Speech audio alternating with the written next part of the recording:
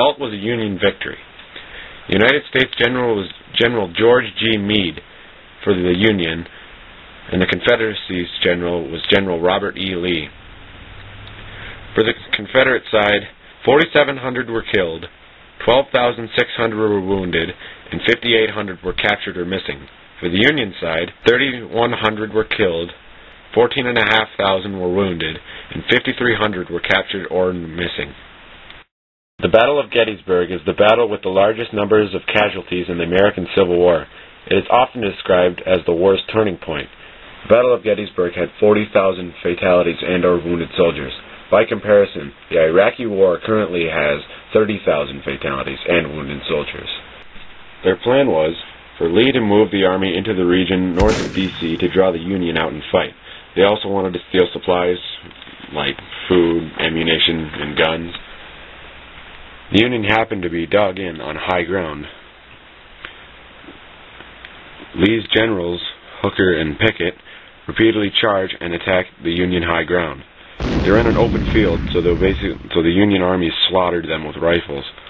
Lee retreats, but Meade doesn't follow and finish off the Confederates, again, just like George McClellan. Still, it's a huge Union victory. Robert E. Lee did not fight Gettysburg just to win the battle. He fought in Gettysburg to win the war. An example of the fierce fighters from the Union side is Sergeant Amos Humiston. He was an ex-whaler and a father of 3.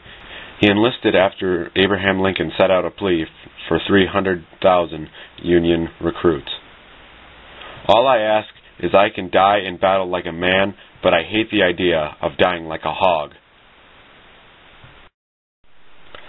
An example from the Confederate side is Lieutenant Dick Ewell. He replaced Stonewall Jackson for Lee's second-in-command. He was tenacious, eccentric, profane. He lost his left leg at the Second Battle of Bull Run.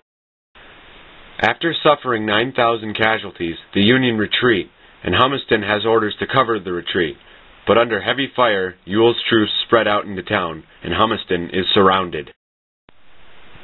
After only 10 hours of fighting, the Union retreats, with 9,000 already dead. The rebels are close to victory. Lee knows time is running out, so he pushes hard to try to destroy the Union 11th Brigade. Sergeant Humiston puts his life on the line to protect the Union retreat, while the Confederate troops overrun the town.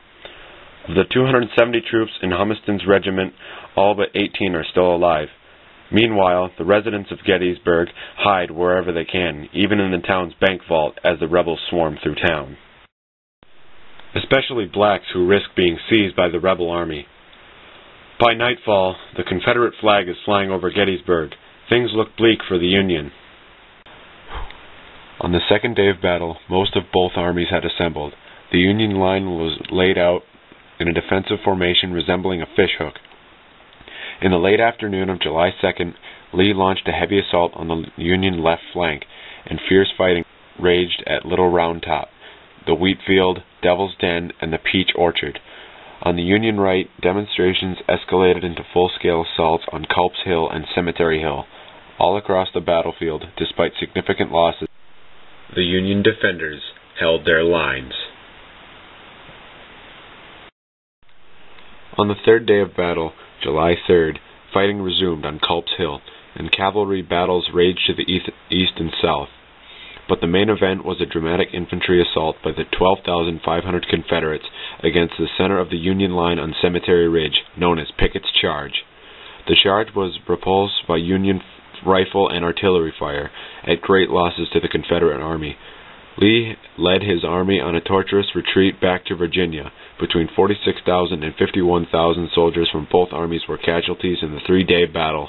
That November, President Lincoln used a dedication ceremony for the Gettysburg National Cemetery to honor the fallen Union soldiers and redefine the purpose of the war in his historic Gettysburg Address. It's very hard to believe that the largest battle in Civil War history started from a confrontation at a shoe store.